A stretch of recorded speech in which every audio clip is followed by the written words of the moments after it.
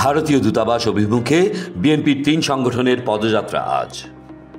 Grenade হামলার পর এবার নিষ্পত্তির পথে 10 ট্রাক অস্ত্র মামলা।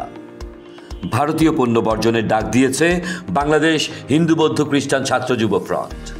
রং হেডেড ছাড়া কেউ নিজেকে এখন প্রধানমন্ত্রী দাবি করতে পারে না বললেন মির্জা ফখরুল। সিরিয়ার প্রেসিডেন্ট বাশার আল আসাদ রাজধানী দামেস্ক ছেড়েছেন বলে জানিয়েছে রয়টার্স।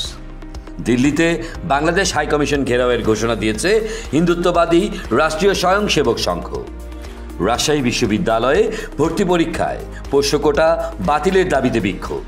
শীতের দাপটে কাবু হয়ে পড়ছে তেঁতুলিয়ার মানুষ। 11.5 ডিগ্রি সেলসিয়াস তাপমাত্রা রেকর্ড। ভারতীয় অভিনেত্রীর সঙ্গে সম্পর্ক, মুখ খুললেন শাহিদ আফ্রিদি। খেলাপি ঋণ নিয়ে বাংলাদেশ ব্যাংকের নতুন নিয়ম। বিজিএমই এর সভায় ব্যবসায়ীদের ক্ষোভ। দৈনিক 52, স্বাধীনতার পক্ষের দৈনিক।